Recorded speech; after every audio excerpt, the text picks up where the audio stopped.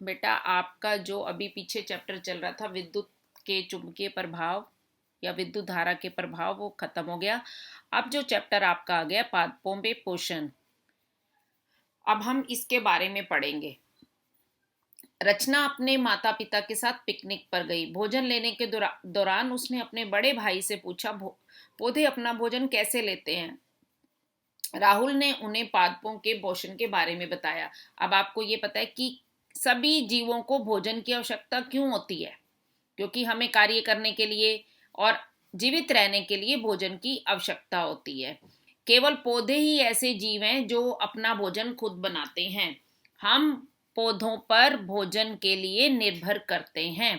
केवल पौधे ही ऐसे जीव हैं जो जल, कार्बन डाइऑक्साइड और खनिज की सहायता से अपना भोजन बना देते हैं। यानी इनके लिए कच्ची सामग्री क्या हो गई? जल, कार्बन डाइऑक्साइड और खनिज। पोषण, पोषण क्या होता है? किसी जीव द्वारा भोजन ग्रहण करने की और शरीर द्वारा उसके उपयोग की गई विधि को पोषण कहते हैं। भोजन लेना और उसको प्रयोग करना, इसको हम क्या कहते हैं? पोषण। पोषण के कितने प्रकार होते हैं? दो, स्वपोषी एंड विषमपोषी। स्वपोषी क्या है? पौधे अपना भोजन खुद बनाते हैं, इसीलिए वो क्या है? स्वपोषी। जितने भी हरे पौधे हैं वो सब क्या है? स्वपोषी हैं। फिर उसके बाद पोषण की वह विधि जिसमें जीव पादपों द्वारा बने भोजन को ग्रहण करते हैं। यानी स्वपोषी ने जो भोजन बनाया उसको विषमपोषी ने ले लिया, यानी हमने ले लिया। सभी जंतु एवं अधिकतर जीव क्या होते हैं? विषमपोषी होते हैं, यानी कि वे भोजन के लिए दूसरों पर निर्भर रहते हैं। देखो कितना इजी है। भोजन द्वारा पौधों द्वारा भोजन तैयार करने के लिए क्या क्या चाहिए?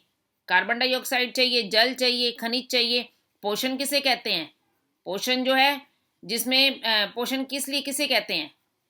पोषण जो है आपको ये लिखना है कि पोषण जो है आप इसमें लिखेंगे किसी जीव द्वारा भोजन ग्रहण करने और शरीर द्वारा उसके उपयोग की गई विधि को पोषण कहते हैं। स्वपोषी के दो उदाहरण लिखिए।